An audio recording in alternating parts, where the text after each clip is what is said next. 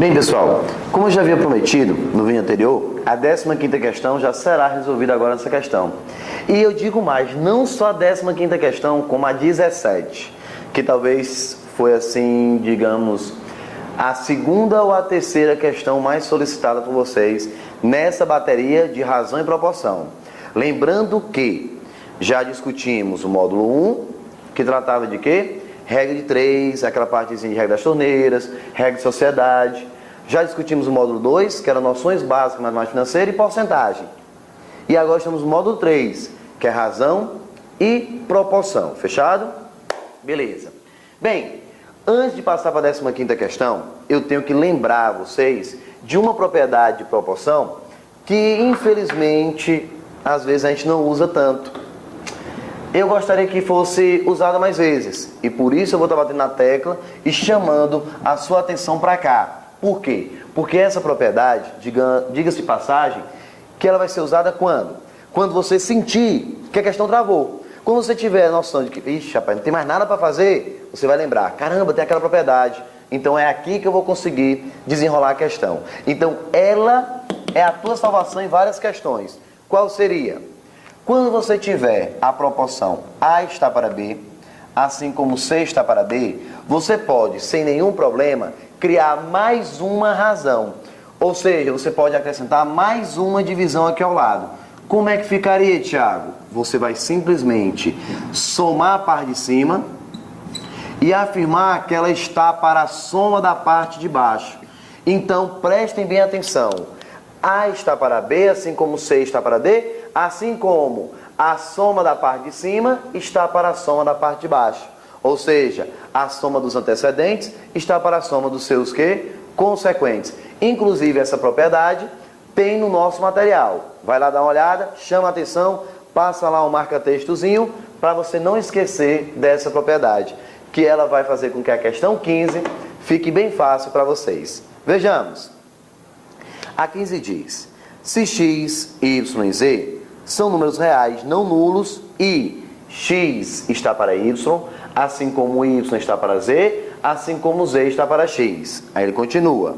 Então a expressão xy mais yz mais xe dividido por x mais y mais z, tudo isso ao quadrado, é igual a... Pense numa sensação ruim.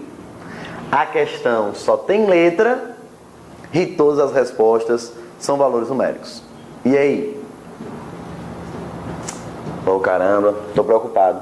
Como é que eu vou transformar essa questão em um resultado? Vou ter calma. Antes que alguém pergunte, Tiago, um produto notável? Eu vou ter que saber produto notável resolver essa questão? Não. Esqueça isso, esqueça. É perda de tempo. Vamos para cá. Lembra da propriedade? Que tal usarmos aqui? Como é que vai ficar? Eu vou simplesmente pegar aí, somar a parte de cima, x mais y mais z, afirmar que eu posso fazer essa divisão pela soma da parte de baixo, sem nenhum problema. Se eu somar a parte de baixo, vai ser x mais y mais z. Que maravilha! Pessoal, x está para y, assim como y está para z, assim como z está para x. Assim como a soma da parte de cima está para a soma da parte de baixo. Uma maravilha! Eu consegui descobrir uma divisão perfeita. Quando você encontra essa divisão, olhe que a parte de cima e a parte de baixo deu a mesma. Portanto, essa divisão dá quanto, pessoal? 1 é o valor dessa divisão. Mas espera aí. Então quer dizer que x sobre y vai ser igual a 1. Y sobre z vai ser igual a 1. E que z sobre x é igual a 1. Oh, maravilha! Pessoal, x sobre y é 1. Y sobre z é 1. Z sobre x é 1. Tudo ótimo, tudo perfeito. Está aqui passo a passo sem nenhum problema.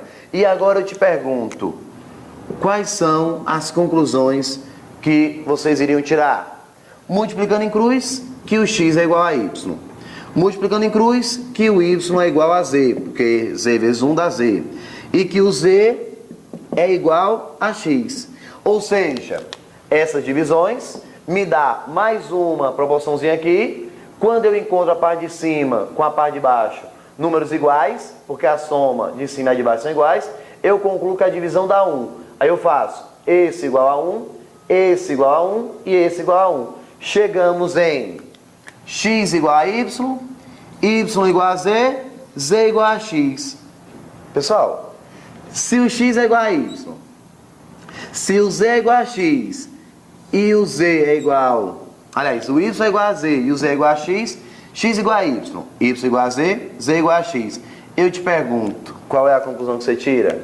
Que o x é igual ao y e que o y é igual a z. Que o x é igual a y e que o y é igual a z e que o z é igual a x.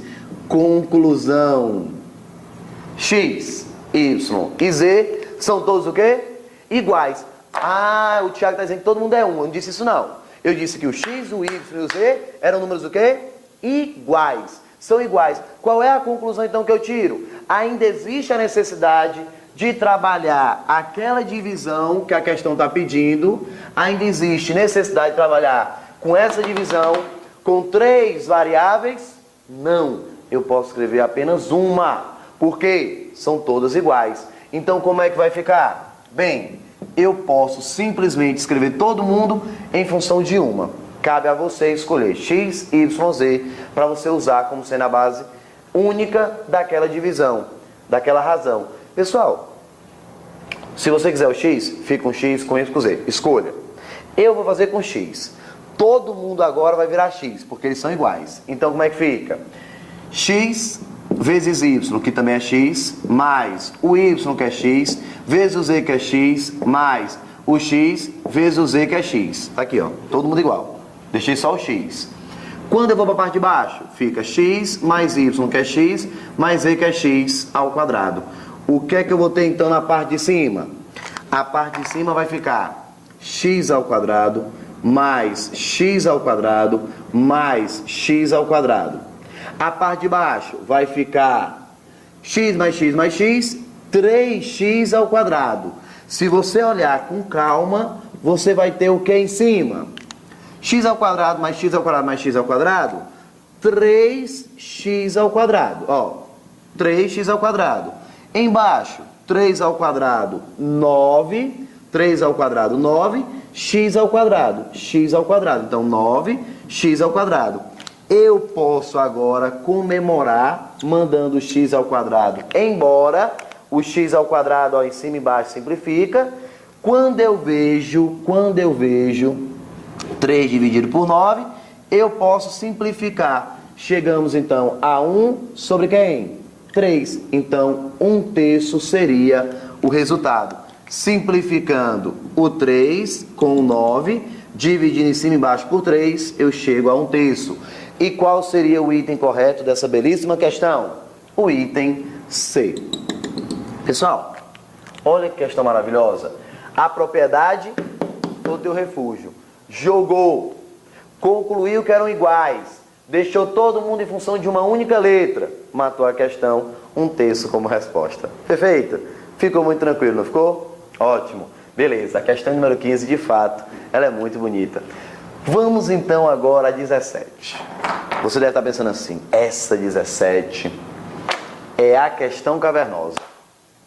É aquela questão que eu fiz, jurava que tinha acertado, quando eu fui ver o gabarito, eu encontrei que não era o que eu imaginava. Então tem algum detalhe? Tem, pessoal. Para ficar mais fácil de explicar, eu coloquei um esqueminha aqui para que vocês pudessem estar interagindo comigo. A questão 17 eu vou ler com calma. Ela diz assim: em um bar, suco de tangerina é uma mistura de xarope com água na razão de uma parte de xarope para 2 de água.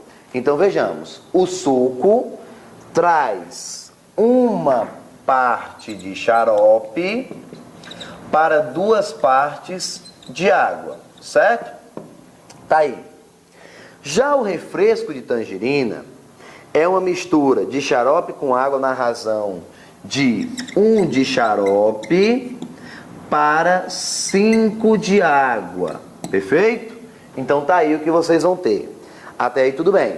Aí ele diz, juntando 2 copos de suco com mais 1 copo de refresco, eu obtenho uma mistura de xarope com água na razão de... Bem, pode ter calma. Um erro comum, o erro de 90% dos alunos, é pegar o suco, como sendo isso aqui, coloca aqui e aqui. Pega o refresco e bota aqui.